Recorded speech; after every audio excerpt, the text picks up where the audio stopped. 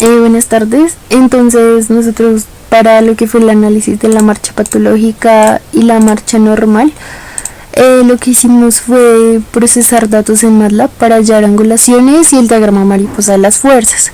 Entonces utilizamos los marcadores de la marcha patológica y la marcha normal y a cada uno le analizamos lo que fueron articulaciones de cadera, de la desviación de los hombros, lo que fue el metatarso y pues digamos que la articulación de la rodilla.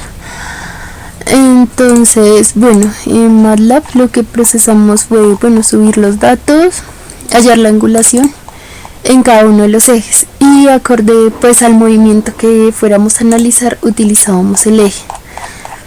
Entonces vemos que aquí está la distribución de los ejes, eje Z hacia el lado, eje Y hacia arriba y eje X hacia el frente. Entonces, para digamos lo que fue primero la articulación de la cadera, miramos pues lo que fue, tomamos como referencia el eje X, ya que pues este es el eje del movimiento transversal y pues allí es donde se hacen los movimientos de flexión y extensión en lo que es la cadera, ya que vimos que fueron los movimientos más afectados por la persona con la patología. Entonces observamos que en la marcha normal, digamos que el miembro derecho permanece con angulaciones de 18 y 19 para persona patológica y para persona normal. Sin embargo, en el miembro izquierdo vemos que para la persona normal tiene una angulación de 21 y para la persona con marcha patológica tiene una angulación de 13. ¿Esto por qué? Por lo que ya dijimos de que se reducía lo que era la flexión y extensión. Además de que la persona, como observamos en el video, presenta una reducción de lo que es el miembro derecho, por lo tanto siempre va a haber una sobrecarga en este miembro, entonces van a afectar la articulación de la cadera. Vimos más que todo que podría provocarse digamos un atrofiamiento, una atrofia de lo que son los músculos, los glúteos, el glúteo mayor, que permite la extensión de la cadera, la flexión del cuádriceps, del sartori, pues el tensor de la fascia lata, que son los que me permiten hacer movimientos de flexión. Además de ello, pues digamos que también digamos que se afectan lo que son digamos el ligamento isquiofemoral, que es donde se inserta el cuello del fémur y con las proximidades del trocánter mayor. Entonces esto pues porque en el miembro derecho pues hay una sobrecarga y pues además puede haber un desgaste de la cabeza femoral a través del tiempo, ya que pues en este se hace toda la sobrecarga del cuerpo cuando el miembro derecho hace el movimiento del paso.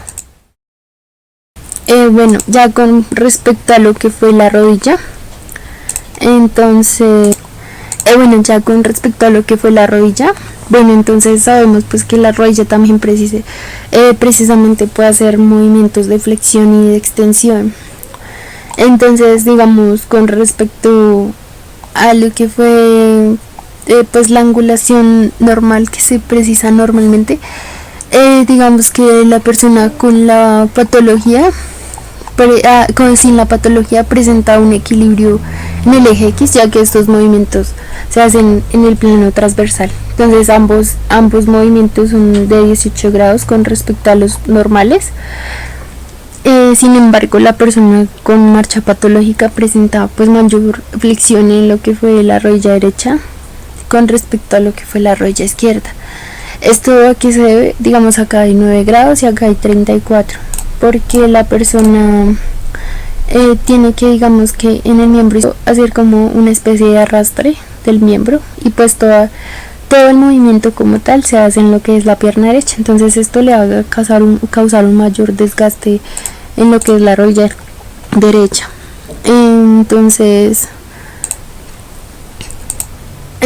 la persona con la marcha patológica pues a través del tiempo va a tener como un desgaste de lo que es la cápsula articular, donde se encuentra el líquido sinovial.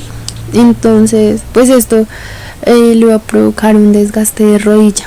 Además de ellos pues como una mayor tracción en lo que es los ligamentos de la rodilla, como lo son pues los ligamentos cruzados, el anterior y el posterior, y ya digamos lo que son los rotulianos. Pues con respecto a los movimientos de flexión y extensión, se ven mucho más reducidos en lo que es el miembro izquierdo, por lo ya mencionado, ya que solo funciona como un miembro de arrastre. Ya del arrastre como tal se ve en dismetrías mucho más exageradas, pero pues sin embargo se ve que la rodilla derecha va a estar mucho más afectada por la sobrecarga que hay en este miembro.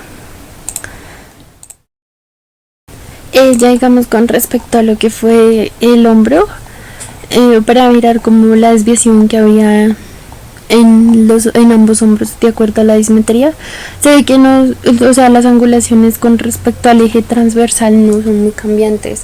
Entonces digamos para ambos miembros son de 43 y de 44 en lo que es en la marcha patológica, y pues en la no patológica de 20 y 23, que digamos estos ángulos sí son mucho más altos, debido pues puede ser a la altura de la persona, ya que pues a la persona no patológica no tenía una altura mucho más alta, entonces no le va a provocar como gran movimiento de hombros para lo que es el alcance de digamos que pasos más grandes. Sin embargo pues no se ve que se afecten mucho, y pues eso se puede evidenciar en el video, que los hombros pues se presentan casi siempre pues estáticos, pues no estáticos porque igual tiene que hacer algún esfuerzo para poder hacer la marcha, pero igual no es muy relevante. Bueno, al mencionar lo que eran los músculos que intervenían en la rodilla, se me olvidó mencionar lo que fue también lo que el recto femoral, donde pues también se hace toda la acumulación de las fuerzas, el bíceps, y pues que digamos que lo que es más que todo en el lado derecho.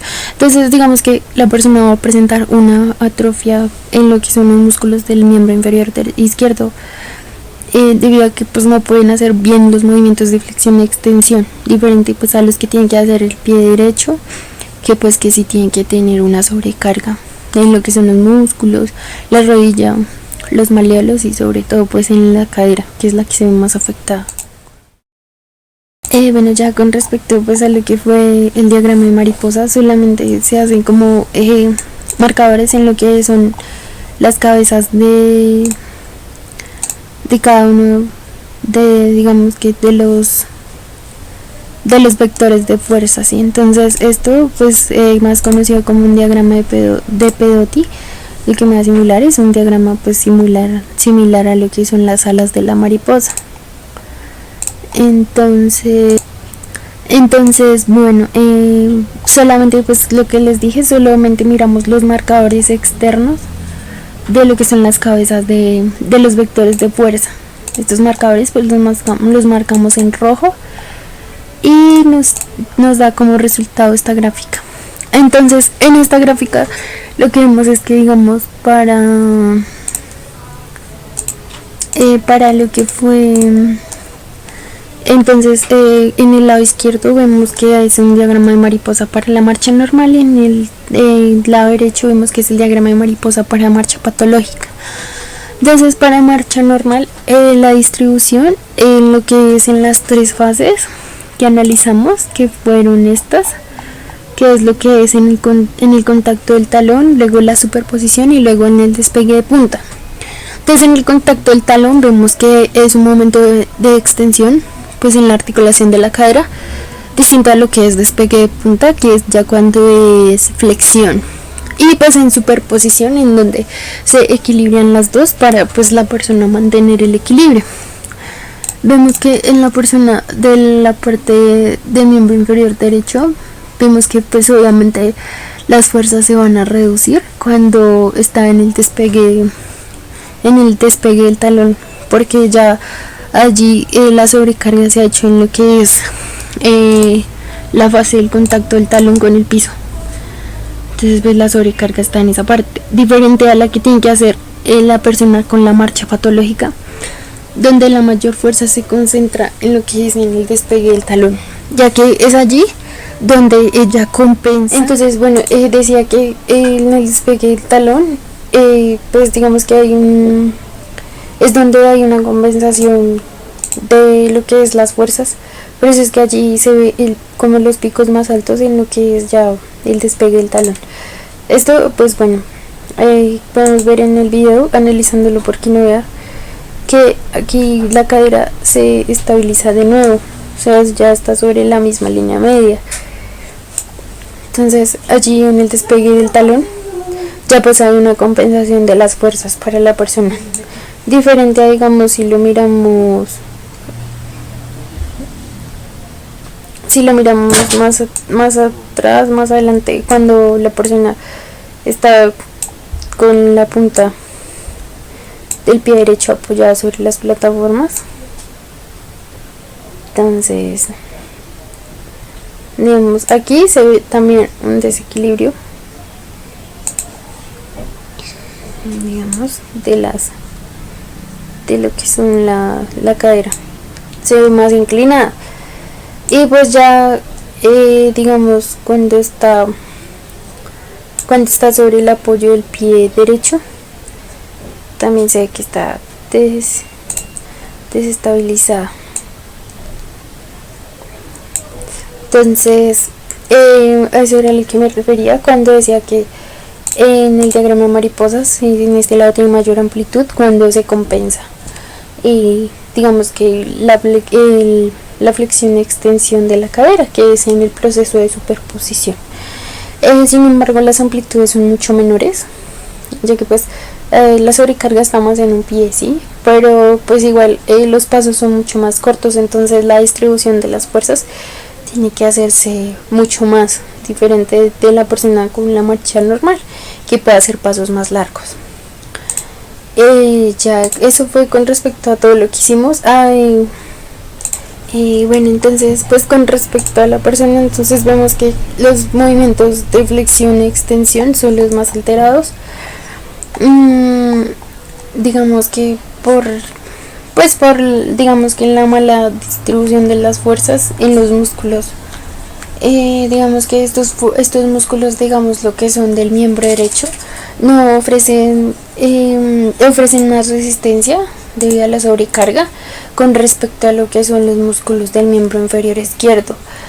Sin embargo, pues digamos que habíamos determinado que la persona lo que poseía era una patología denominada marcha en Trendelenburg.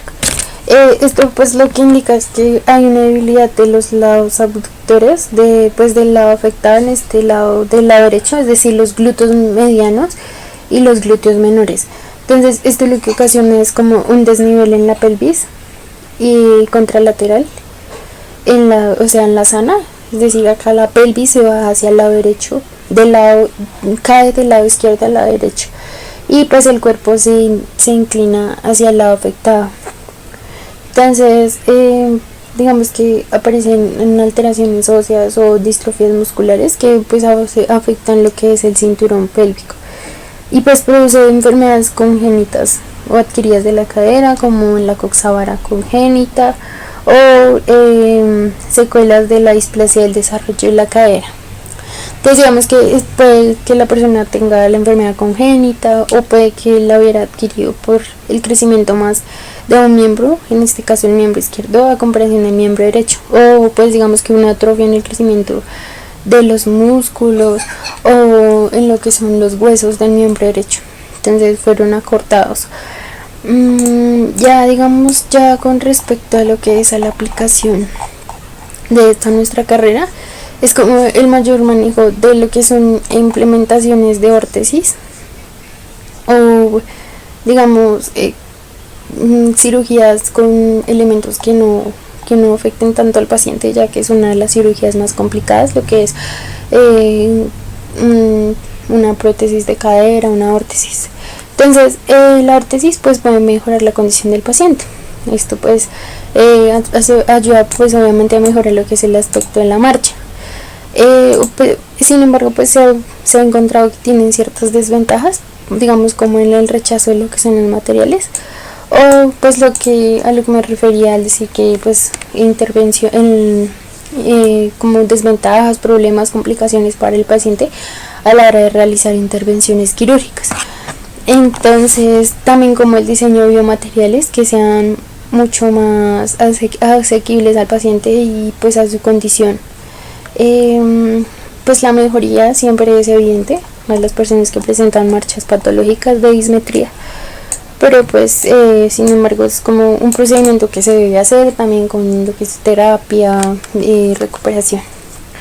Entonces ya como conclusión vemos que los miembros más afectados son obviamente la cadera y los músculos que lo componen, y además de ligamentos como son los ligamentos isquiofemorales. Digamos que también puede presentar un desgaste de lo que son los líquidos el líquido sinovial del miembro derecho, ya que hay una sobrecarga. Ya digamos que los glúteos mayores no están permitiendo, digamos del miembro inferior izquierdo, no están permitiendo hacer bien la flexión de lo que es la cadera. Y pues ya digamos que pues es algo que se pueda corregir con cirugía, ya que es muy evidente la marcha patológica. Ya si fuera un poco más leve, sí se corrige con lo que decía que era órtesis, pero pues ya como se ve muy prolongada la dismetría, pues es más difícil como recuperarla así de una manera con órtesis que le faciliten mejor la marcha. Bueno, eso fue todo lo que hicimos. Adjuntamos entonces lo que fueron los archivos, los códigos y pues el informe. Muchas gracias.